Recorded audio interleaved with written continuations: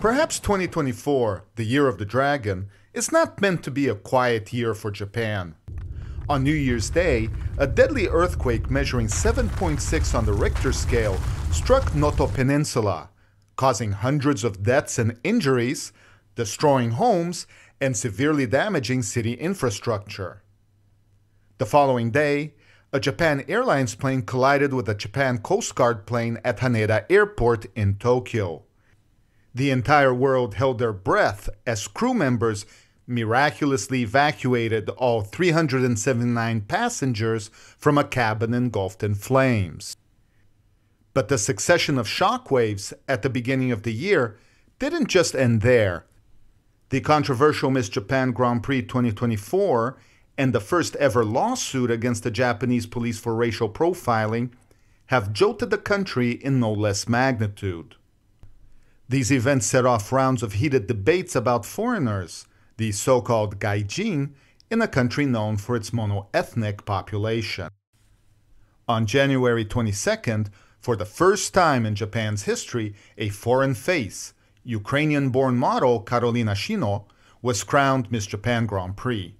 Her victory immediately stirred up a storm throughout the country, triggering discussions over what it meant to be Japanese and Japanese beauty standards. Yet, this story took an unexpected twist. Only a couple of weeks later, on February 5th, she relinquished her crown after news broke out that she was having an alleged affair with a married man. With her resignation, the title for Miss Japan Grand Prix for 2024 was left vacant. The heartwarming success story of an immigrant in Japan ended on a regrettable note. Karolina Shino, the naturalized Japanese citizen at the center of this storm, was born to Ukrainian parents in 1998. At the age of 5, she moved to Nagoya, Japan, when her mother remarried a Japanese man. Although she grew up in Japan, she only received her citizenship in 2022. Despite her Japanese upbringing and the fact that she considers Japanese as her mother tongue, her European appearance had always been an obstacle for acceptance in the local Japanese society. As part of her struggle to win recognition for her Japanese identity, she entered the Miss Japan pageant. In a speech after winning the crown, she said in fluent Japanese that, "I've had to face barriers that often prevented me from being accepted as Japanese, so I am filled with gratitude to be recognized at this competition as a Japanese person." It was an emotional moment. Finally, people could see her true Japanese identity beneath her appearance. And this title represented a milestone, not just for her, but for foreigners in the same situation. As she stated very explicitly on the TV program Ameba Prime, "I entered Miss Japan because I wanted to create a society where people are respected for their inner selves rather than being judged by their appearance." Sadly, Miss Shino's victory was short-lived. But even after she resigned 2 weeks later after a tabloid magazine revealed her hanky-panky with a married man, the debate on Japanese identity continued to fire up social media. Calling attention to this issue might have been exactly what she had hoped for by entering the beauty pageant. Miss Shino told Kyodo News that, "I don't feel negative toward that way of thinking. Rather, I believe such views provide an opportunity for reflection." This contentious issue has polarized public opinion in the country. An avalanche of posts flooded social media questioning her Japanese identity. People voiced their discomfort that someone without a single drop of Japanese blood had managed to clinch the Miss Japan crown. Others mocked the situation and claimed that it could have easily been avoided if only the government had the good sense of refusing to grant Japanese nationality to foreigners. But many applauded Miss Shino's quest to be recognized as Japanese. Ai Wada, the Miss Japan Contest Committee chairwoman, highlighted in an interview to the BBC that Miss Shino speaks and writes in beautiful and polite Japanese. She is more Japanese than we are. Actually, this was not the first time that a non-pure Japanese has clinched a beauty crown. About a decade ago, in 2015, Ariana Miyamoto, a half Japanese and half African American, dubbed as Hafu in Japan, became the first mixed-race contestant to win the Miss Universe Japan. Just like Miss Shino, she entered the pageant determined to fight for her Japanese identity, an action spurred by the tragic suicide of her biracial Japanese friend who took his life for feeling like an outsider in his own country.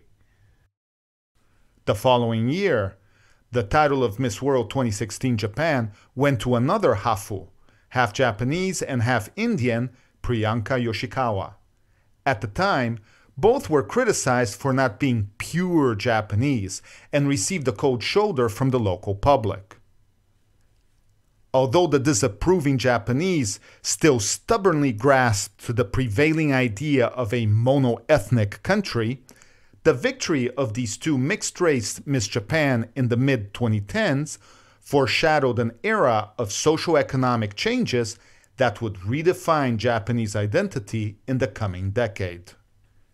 2 years after the crowning of Miss Yoshikawa, the government loosened its tight grip on immigration to allow an influx of up to 345,000 foreign workers over a span of 5 years.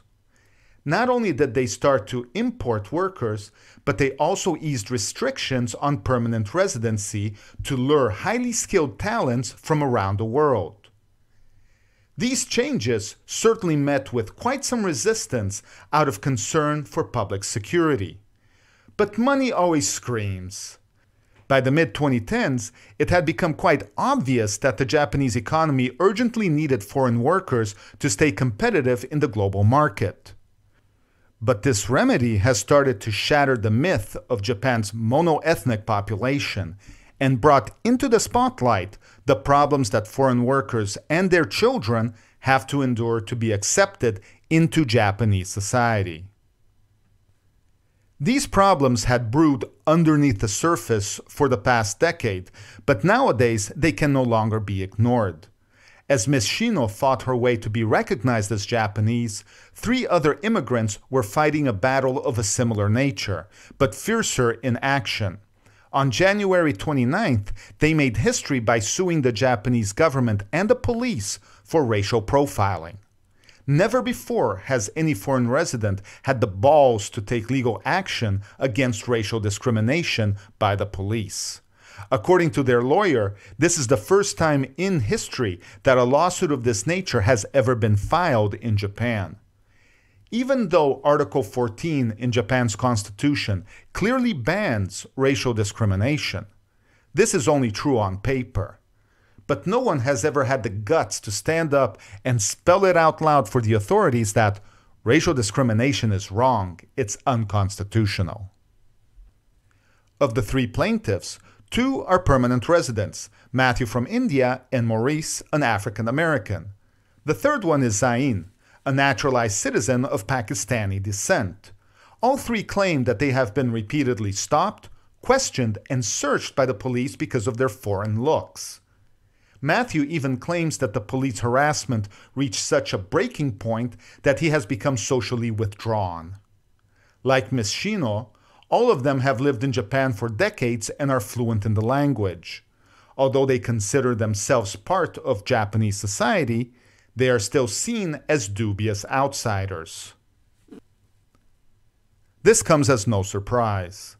In 2021, the U.S. Embassy in Tokyo even issued a warning to its citizens that the embassy had received reports of foreigners stopped and searched by Japanese police in suspected racial profiling incidents. Several were detained, questioned, and searched.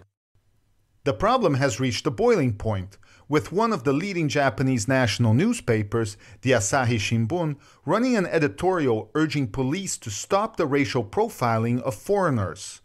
The newspaper highlighted that if the government wants to lure more tourists and workers from abroad to maintain and expand the economy, it needs to ensure that Japan is not seen as a country that is not fully committed to protecting human rights. Indeed, how many of us foreigners have had our rental application denied with mind-blowing excuses such as, foreigners don't know how to throw trash correctly, Foreigners are too noisy. Foreigners don't pay rent on time. And have you ever tried getting a Japanese credit card at a bank as a foreigner? Good luck with that. Probably you'd have better odds at winning the lottery. Not to mention that once you survived all types of discrimination and finally made it to the finish line, either by obtaining your permanent residency or citizenship, you find out that nothing has actually changed. Your gaijin status is stamped on you for the rest of your life, just like a scarlet letter. No matter how much you've embraced a Japanese identity, you cannot change your bloodline, can you? So what awaits us foreign faces in 2024? 2024, the year of the dragon in Japanese zodiac, is believed to be filled with challenges and change, as the mythical dragon possesses formidable power both to create and to destroy. Challenges like the economic winter Japan is currently wading through. For the first time in the past 55 years, Japan has lost its place as the third largest economy to Germany as the country slipped into a recession. In these difficult times, it's certainly unwise for Japan to alienate foreign workers and immigrants, especially when the Japanese yen has been lingering at an all-time low for the past couple of years. As if to respond to the heated debates over identity, Prime Minister Fumio Kishida has weighed on the issue. According to the Mainichi, Prime Minister Kishida recently acknowledged in a video message that it is not rare in Japan for foreign residents, the disabled, Ainu indigenous people, and others to experience discrimination when seeking jobs, finding housing, and engaging in online activities, adding that such things are totally unacceptable. He also made it clear that he would decisively tackle unjustifiable discrimination and prejudice. Do Prime Minister Kishida's words mean that change is coming? Will Miss Shino's short-lived victory in the Miss Japan pageant bring deeper and broader changes in the country's immigration policies? Will the outcome of the racial discrimination lawsuit prompt the Japanese government to actively work toward making the country a more attractive destination for global talents?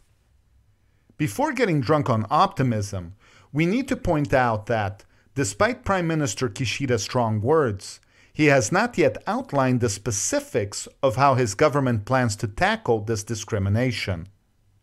The question is, how long will that take? Are these simply empty words from a pragmatic politician? If Carolina Shino's brief reign as Japan's beauty queen tells us anything, it is that when it comes to promoting a more inclusive society and paving the way for a more malleable understanding of Japanese identity, Japan takes baby steps, 2 steps forward and 1 step back.